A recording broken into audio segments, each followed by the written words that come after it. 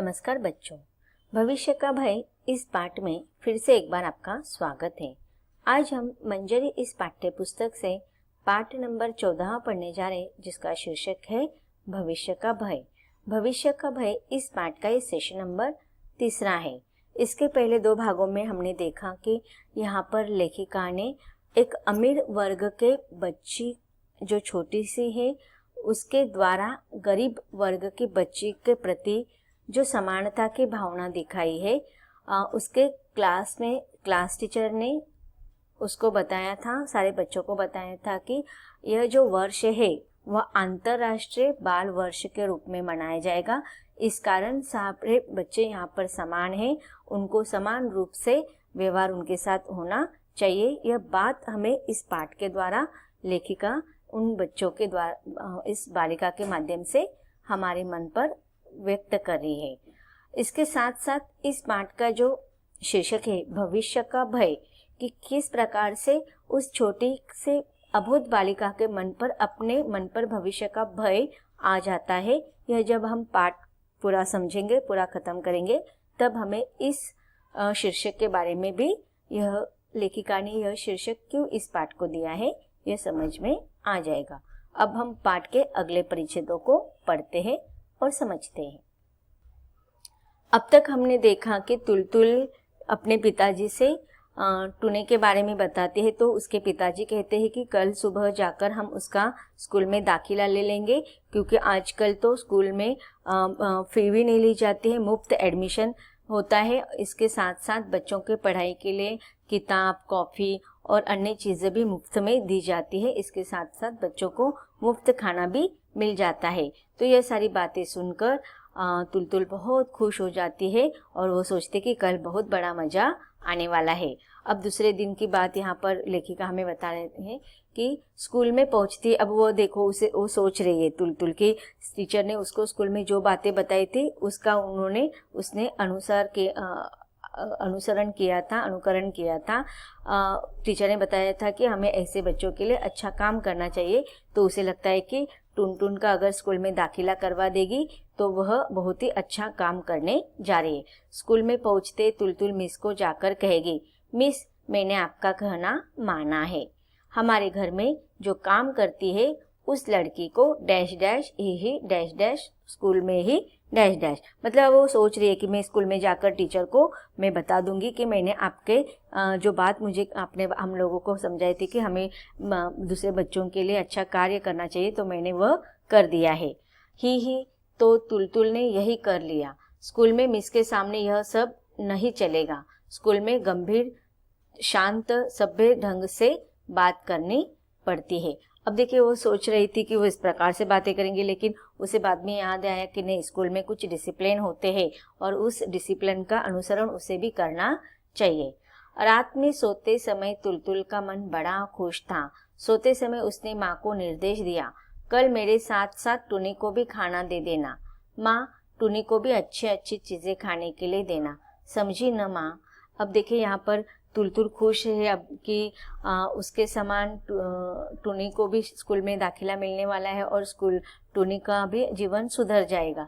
तो इस बात से वह बहुत खुश है और रात में सोने से पहले उसने माँ को निर्देश बता दिए कि तुम्हें माँ टुनी को भी मेरे जैसा अच्छा खाना देना है और अच्छे खाने के लिए टुनी भी, उसका भी अधिकार है। माँ नाराज होकर बोली, सब समझ गई, तार समझ गई, अब जरा बकना बंद कर और कृपा करके सो जा। तुलतुल तुरंत सो गई। अब देखिए छोटे जो बच्चे होते हैं ना, उनके मन में बहुत सारे इसी प्रकार के जिज्ञासा होती है और वह बहुत अधिक उत्साहित होती है। कोई भी चीज़ अगर वह कहते हैं तो उनकी दुनिया बड़े लोगों की दुनिया से अलग होती है। उनका जो बड़े लोगों ने अपने जीवन में जो संघर्ष, जो सारी चीज़ें देखी होती है, इसलिए उनका व्यवहार थोड़ा अलग होता है। लेकिन बच्चों के जीवन के बाहर के विश्व में, उनका संसार में अनुभव लेने की उनकी शुरुआत होती है। और ये अनुभव लेने का पहला जो समय होता है वो बच्चों को सब अच्छी बातें दिखाई देती है और इसी कारण उन्हें सारा संसार भी अच्छा लगने लगता है। वह अगर उनका मन अच्छा है तो वो सारी चीज़ें अच्छे उत्साह के साथ करते हैं। तो यहाँ पर हमें तुलतुल के माध्यम से लेखिका यही बताना चाहती है कि वह भी इस बात से खुश है कि जो खुशियाँ उसको मिल रही है, जो अधिकार उसको मिल रहे हैं, वह एक गरीब घर की बेटी को भी मिल रहे हैं और इस बात से वह तृप्त हो गई है, समाधानी हो गई, इसलिए उसे तुरंत नींद भी आ जाती है। इसके पहले भी हमने एक पाठ पढ़ा था क्यूक्यू लड़की, उसमें भी देखो जिज्ञासा वह हर बार कुछ ना कुछ प्रश्न पूछती रहती है। तो यहाँ पर जो बच्चों की ये जो आदत होती है वो नेचुरल होती है, नैसर्गिक होती है और इनके अंदर इन नेचुरल बातों को हमारा पेरेंट्स का और टीचर का ये करते होता है कि उनके इस जिज्ञासा को, इनके इस बचपन के जो बाल अबोध मन की जो बातें हैं उनको हमें क्या करना है, संवारना है, उनको एक योग्य मार्गदर्शन करना है, एक योग्य दिशा उनके जीवन को हम यही से लगा सकते हैं। आगे का प्रसंग हम देखते हैं। ओ माँ, सुबह उठकर तुलतुल ने देखा, यह क्या? यह सुबह तो रोज की तरह ही सुबह है। पापा को उन्हें ले जाने की कोई जल्दी नहीं है। पापा घर पर ही नहीं थे और टूनी जो कि तो फटी फ्रॉक पहनकर चाय के ढेर सारे बर्तन धो रही थी। अब देखिए अफसोस की बात, पहले रात उसने क्या सोचा था। सुबह उठकर वो जल्दी से टूनी को लेकर स्कूल में पापा के साथ जाएगी दाखिला लेने के लिए, लेकिन दूसरे दिन वो सुबह उठकर देखती है तो उसका सारा सपना चूर-चूर हो जाता है। रोज की तरह उसको आम रूटीन दिखाई देता है कि पापा कहीं पर चले गए सुबह सुबह और टूनी छोटी फटी पुरानी फ्रॉक पहनकर चाय के ढेर सारे बर्तन धो रही थी। तुलतुल नल के नीचे से टूनी को खींचकर बोली, कल क्या कहा था? टूनी बेवकूफ की तरह अपनी माँ को देख रही थी। टूनी की माँ बोली, मुन्नी को क्या हो गया है? दिमाग फिर गया है क्या? तुलतुल सीधे 2 मंजिले पर पहुंची और कल गरम माँ से जो कपड़े लिए थे उन्हें लाकर टूनी को पहनने का हुक्म दिया और बोली, पापा के लौटते ही स्कूल जाएंगे, समझी? और उसके पहले तू मेरे साथ खाना खाएगी, याद रहेगा? अब देखिए उसने पहले दिन क्या करा था। इस गर्मी ठंडी के मौसम में उसके पास ढंग के कपड़े नहीं थे बदन ढकने के लिए, तो उसने अपने पुराने कपड़े निकाल कर रखे थे माँ से मदद लेकर। अब वो उसको हुक्म देती है कि तू यही कपड़े पहनेंगी और जैसे ही पापा घर पर आ जाएंगे, हम स्कूल जाएंगे तुम्हारा दाखिला कराने के लिए, उससे पहले तुम मेरे साथ खाना खाएगी। और उसको वो थोड़ा डांटती है। क्या इसे टूनी की माँ को तंग करना कहा जाएगा? अब देखिए ये सारी बातें 2 दिन पहले इसकी सारी बातें एक एक करके तुलतुल के सामने आ रही है। अब तुलतुल का पहला हमने परिच्छेद में देखा था स्टार्टिंग में ही कि वह गुस्सा होकर घर के छत पर जाकर बैठी है और सोच रही थी। सब घर के लोग भी, उसकी माँ, उसकी दादी, उसका भाई उसको ही बड़बड़ कर रहा था क्योंकि टूनी की माँ काम छोड़कर चली गई थी। तो यह सारी बातें जो बाल अबोध मन की बातें थी यह बात सोचना कि उसके घर की नौकरानी की बेटी को उसके समान अधिकार मिलना चाहिए, वो उसके भले के बारे में सोच रही थी। तो ये सारी बातों से उसे प्रश्न पड़ता है उसके मन में कि ये मेरा सारा व्यवहार क्या टूनी की माँ को तंग करना था, परेशान करना था? उसे तो उस समय स्कूल जाने के लिए नहीं कहा था। अब देखिए वो सोच रही कि वो सिर्फ दाखिला करने के लिए कह रही थी, स्कूल जाने के लिए नहीं। खाना खाते समय टूनी को देखकर तुलतुल चिल्लाकर उसे पुकारने लगी। अब फिर से उसके आगे का प्रसंग याद आने लगा। दादी माँ बोली, टूनी अपने पापा से पूछने गई है। अब देखिए तब तक वो स्कूल जाने के लिए तैयार हो जाते, खाना खाने के लिए बैठते, उस समय तक वह देखते तो टूनी वहाँ से माँ के साथ गायब हो जाती है। तब वो चिल्लाने लगती है कि कहाँ गई? तो दादी माँ उसको बोलती है कि टूनी अपने पापा से पूछने गई है कि वो स्कूल में दाखिला लेगी या नहीं। क्या पूछने गई है? वह स्कूल जाएगी या नहीं, या अपने पापा से नहीं पूछेगी क्या? तुम्हारे कहने से ही होगा। टूनी की माँ इसलिए बर्तन छोड़कर लड़की को लेकर घर पूछने गई है। अब देखिए उसके दादी ने उसको क्या कारण बताया था कि उसके घर का डिसीजन, उसके घर का निर्णय क्या सब तुम लोगी? उसके घर में निर्णय लेने वाले बड़े लोग भी है और वह उसके पापा का अधिकार है, वो पापा को पूछकर ही सारे निर्णय ले सकती है। क्या तुम्हारे बताने पर वो सारे कर लेगी क्या काम? या फिर तुम्हारे कहने पर वह स्कूल दाखिला करवा लेंगी पापा को बिना पूछकर? तो ये गलत बात होगी। हम भी देखो, अगर कोई भी कार्य हमें करना होता है, कोई भी, अगर आपको देखो स्कूल से अगर कहीं घूमने के लिए जाना है, आप लोग जाते हैं ना पिकनिक पर, या कोई भी दोस्तों के पास जाना है, कहीं पर भी जाना है, तो आप माँ की और पिताजी की परमिशन लेते हैं। तो यहाँ पर भी दादी उसे वही समझाती है कि टोनी की माँ टोनी को लेकर उसके पापा के पास गई है, वह पूछेंगे, उनसे परमिशन लेंगे। दादी माँ की बात थोड़ी थोड़ी ठीक लगती है, पर तुलतुल को थोड़ा डर भी है। टोनी के पापा कहीं उसे स्कूल जाने से मना न कर दे। इन लोगों का कोई भरोसा नहीं। अभी अभी तो टोनी की माँ बोली थी कि पढ़ने लिखने से गरीब आदमी का काम चलेगा कैसे। अब देखिए उसके मन में थोड़ा विचार आने लगा कि पता नहीं स्कूल जाने से उसके पापा परमिशन नहीं देंगे, क्योंकि वह बहुत गरीब है और पढ़ने लिखने से उनका कुछ वो गरीब लोगों का कुछ काम नहीं चलने वाला है। मतलब उनको पढ़ाई पे शिक्षा का ज़्यादा महत्व नहीं है। उनके छोटे बच्चे जो काम करेंगे, उनको मदद करेंगे, उनको सहायता मिल जाएंगे, या काम कर कर जो आमदनी ला कर देंगे, उससे ही उन गरीब लोगों के 2 वक्त का खाना, यह उनके लिए बहुत महत्वपूर्ण बात होती है। बच्चों के शिक्षा का महत्व उनको इतना नहीं होता है। फीस नहीं लगेगी, किताब के पैसे नहीं लगेंगे, यह सुनकर भी टोनी की माँ चुप रही। यह बात घर जाकर वह जरूर कहेगी। तुलतुल जब जूते मोजे पहन रही थी, पापा बाजार से लौट आए। तुलतुल बोले, ओ पापा, आप बड़े डेंजरस हो। यह बात वैसे अक्सर पापा ही तुलतुल को कहते हैं। इतनी देर कर दी आपने, टूनी भी देर कर रही है, उसके आते ही स्कूल में लेकर आ जाइएगा। यही पास के स्कूल में भर्ती करवा दीजिएगा, वहाँ बिना जूते मोजे पहने भी घुसने देते हैं पापा। टूनी बेचारी के पास तो कुछ भी नहीं है। जब वो पास कर जाएगी, आप उसे जूते मोजे खरीद कर देंगे ना पापा? उसके पापा के पास ज्यादा रुपए नहीं हैं, इसलिए नहीं दे सकते। आप तो देंगे ना पापा? अब देखिए वो अपने पापा से भी रिक्वेस्ट करे कि उसके पास, उस निर्धन के पास जो चीजें नहीं है, आप उसको दे देना। फिर पापा का जवाब सुनने से पहले ही स्कूल की बस आ गई थी और अब शाम को बस से उतरते ही उसे सुनना पड़ा कि टूनी की माँ ने तुलतुल की हरकतों से तंग आकर काम छोड़ दिया है। अब देखिए इतना अच्छा कार्य वह करने जा रही थी, अपने पापा और मम्मी को बता रही थी, लेकिन जैसे ही वो स्कूल से आती है तो उसको क्या सुनना पड़ा था? उसका सारा मन यहाँ पर उसने जो सोचा था वो कुछ भी नहीं हुआ था, बल्कि उसको यह सुनना पड़ा कि तुलतुल की हरकतों से तंग आकर टोनी के माँ ने काम ही छोड़ दिया है। सुबह जो अधमंजे बर्तन को छोड़कर चली गई थी, फिर वापस नहीं लौटी। अब सुबह का प्रसंग उसको याद आ गया कि जो आधा अधूरा काम छोड़कर चली गई, तो उसके बाद वो रिटर्न नहीं आई। पड़ोस के घर की सुखदा भी उसी मोहल्ले की है।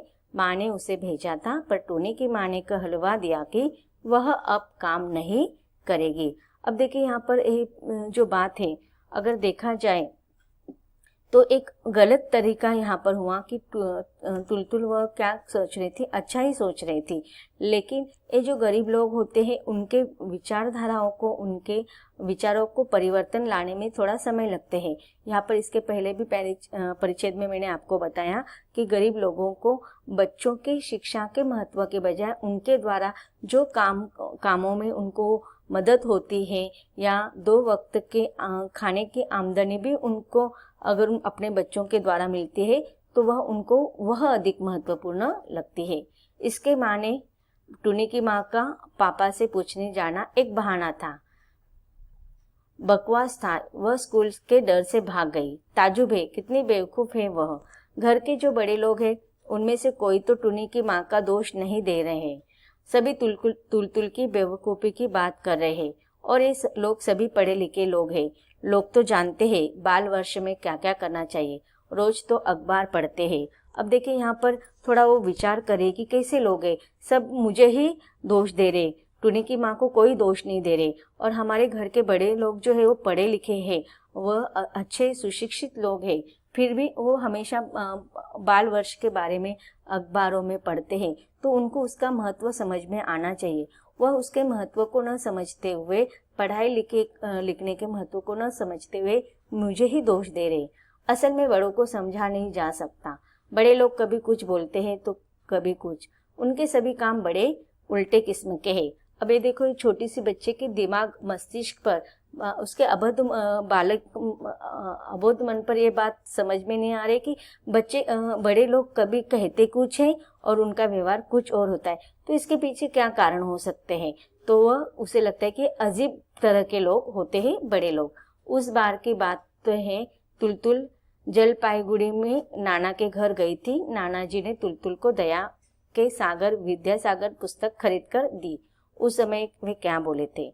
महान व्यक्तियों की जीवनी पढ़ तुलतुल, जितना हो सके ऐसे किताबें पढ़ना, समझनी, पढ़ना और इसके आदर्श पर चलना। अब देखिए, वो यहाँ पर उस बात का उदाहरण दे रहे कि उसके नाना जी ने उन्हें दया के सागर विद्यासागर की पुस्तक दी थी और उनके कहने को उन्होंने अनुकरण करने के लिए कहा था कि उनके आदर्शों पर चलना। और जब यह बात वह उसको समझा रहे, लेकिन जब तुलतुल व्यवहार में उस बात को लाती है तो नाना जी उसको किस प्रकार से उस बात को डांटते हैं। ओ माँ, उसके कई दिनों बाद की बात है। जलपाईगुड़ी में एक बड़ी ठंड पड़ी थी। एक गरीब लड़का कोई पुराना कपड़ा मांग रहा था। तुलतुल ने अपना पहना हुआ कार्डिगन खोलकर उसे दे दिया। अब ये जो कार्डिगन था वो बहुत महंगा था। बाप रे बाप, नाना जी ने ऐसी डांट लगाई कि क्या कहना। पागल, सिरफिरी लड़की कहकर नाना जी और भी कुछ बड़बड़ाने लगे। क्यों? विद्यासागर क्या अपने शरीर के कपड़े उतारकर गरीबों को नहीं देते थे? अब देखिए, वो नाना जी को बता रही कि आपने जो किताब मुझे दी थी उसमें विद्यासागर की बातों को अनुसरण करने के लिए मुझे कहा था, उनके आदर्शों पर चलने के लिए कहा था, तो उन्होंने भी तो अपने शरीर के कपड़े उतारकर गरीबों को दे दिया, तो मैंने दिया तो उसमें क्या गलत किया? नाना जी बाद में हंसकर मजाक करते हुए बोले, अब कान पकड़ता हूँ, किसी को विद्यासागर की जीवनी नहीं खरीद कर दूंगा। इतना कीमती ऊनी कार्डिगन इस लड़के ने सड़क के भिखारी को दे दिया। रास्ते के भिखारी को नहीं देगी तो क्या तुलतुल पैसे वालों के लड़कियों को दे देंगी? देने पर भी वो क्या लेंगे? और तुलतुल उन्हें देंगी भी क्यों? उनके पास नहीं है क्या? अब देखिए, उसको ऊपर छत पर बैठकर ये सारी चीज़ें याद आ रही है कि हम गरीबों को सहायता कर सकते हैं। जिनके पास है उनको हम क्यों सहायता करें? क्योंकि उनके पास ऑलरेडी है। जिनके पास नहीं है, जिनको मदद की ज़रूरत है, उनको ही हमें वास्तव में सहायता करनी चाहिए। नीचे से भैया की आवाज़ सुनाई दी, ए तुलतुल, खाना खाने आना, छत पर क्यों बैठे है? तुलतुल का मन डोल रहा था, पेट में चूहे कूद रहे थे, फिर भी तुलतुल कठोर बनी बैठी रही। इतने में ही हिम्मत हार जाएगी। मिस ने यह भी कहा था, बच्चे कितने को 2 बार भरपेट खाना भी नहीं मिलता है। अब उसको याद आ गया कि कितने बच्चे ऐसे होते हैं कि उन्हें 2 वक्त का खाना भी नहीं मिलता है, तो मैं एक दिन अगर भूखी रहूंगी तो उसमें क्या बड़ी बात है। भैया ने फिर पुकार कर कहा, बर्तन धोने के डर से नीचे नहीं उतर रही है क्या? हाँ, ही, इतना डरने की जरूरत नहीं, तुम्हारा कसूर माफ कर दिया गया। तुलतुल ने भी चिल्लाकर बोलना चाहा, दंड किस चीज का? मैंने तो कोई गलती की है। पर वह कुछ बोल नहीं पाई, उसकी आवाज रुंध गई। अब दादी माँ ने पुकारा, पुरिया ठंडी पड़ रही है। तुलतुल मुंह कठोर बनाकर वैसे ही बैठी रही। इसके बाद माँ आई। यह क्या नखरा हो रहा है? तुम्हें क्या सचमुच ही बर्तन मांजने और कपड़े धोने के लिए कहा गया है? सर्दी के दिनों में काम का आदमी छूट जाए तो कैसा लगता है? तू क्या समझेगी? कोई तुम्हें बेमतलब डांटना थोड़े ही चाहता है। ले, अब चल उठ, खाना खा ले, ज्यादा नखरे की जरूरत नहीं। तुलतुल गुस्से में ही बोली, नहीं, मैं नहीं जाती, जाओ, मैं नहीं जाऊंगी। ठीक है, आने दी तुम्हारे पापा को। लाडली बेटी को इतना प्यार करने का मजा भी वे देख लें। बेटी की हाँ में हाँ मिलाकर बोले, हाँ, टुनी को स्कूल में दाखिला देना अच्छा रहेगा, पर तू ही सोच, टुनी अगर स्कूल जाने लगेगी तो उसकी माँ का कैसे गुजारा होगा? टुनी कितना हाथ बटाती है। अब माँ उसको समझा रही है कि अगर वो अपने माँ को मदद नहीं करेगी तो उनका 2 वक्त का खाना भी उनको नहीं मिलेगा, उनका गुजारा कैसे होगा? तुलतुल के गले में दुगनी ताकत थी। झटकर बोली, यही तो खराब है। मिस ने कहा है, छोटे छोटे बच्चों से काम करना बहुत बड़ा पाप है। समझी, तुम भी पापी हो। पर माँ इस भयंकर बातों को सुनकर भी नहीं घबराई, बल्कि हंसकर बोली, क्या करूँ, तू बोल। पापी संसार में जन्म लिया है, पापी बनकर रह रही हूँ। इस दुनिया को नए सिरे से बदलने की क्षमता तो मेरी नहीं है, और अगर ऐसा न किया जाए तो इस संसार का उद्धार भी नहीं होने का। तू जब बड़ी होगी तो इसे बदल डालना। तू और तेरे दोस्त सभी मिलकर हम लोगों की तरह का पाप तुम लोग नहीं करना। इस बात से न जाने क्या हुआ, अचानक तुलतुल बिखर कर रो पड़ी। माँ से लिपट कर बोली, अगर बड़ी होकर भी मैं तुम्हारी तरह उलट पुलट जाऊं, अगर बेवकूफ बन जाऊं, अगर यह भूल जाऊं कि सभी लोग एक समान हैं। तो देखो बच्चों, यहाँ पर माँ समझा रही कि अभी तो हम कुछ परिवर्तन नहीं ला सकते, जब तुम बड़ी होगी तो तुम ये परिवर्तन जरूर लाना। तब उसके मन में ये डर रहता है, क्या भविष्य के प्रति भय, भविष्य के प्रति भय। ये जो पाठ का टाइटल है यहाँ पर दिया गया है कि क्यों भविष्य के प्रति उसके मन में डर था, कि उसे भी पता था कि आज जो मैं विचार कर रही हूँ, बड़े होते होते वह विचार मेरा बदल जा सकता है। और इस प्रकार जो मैं आज समाज में समानता लाना चाहती हूँ, क्या बड़े होकर भविष्य में जाकर उस समानता के बारे में जो आज मेरे मन में जो जज्बा है वो आगे चलकर वह जज्बा बना रहेगा या नहीं। इस भविष्य के बाद से वह भयभीत हो जाती है और इसीलिए वह रोना शुरू कर देती है। तो बच्चों, इस पाठ से हमें पता चलता है कि इस पाठ को भविष्य का भय, यह पाठ शीर्षक की दिया गया है कि उसके मन में, टुनटुन के मन में यह भय था कि भविष्य में जाकर यह सारी चीज़ें, यह सारी जज्बा उसके अंदर रहेगी या नहीं। यह पाठ यहीं पर समाप्त होता है। धन्यवाद।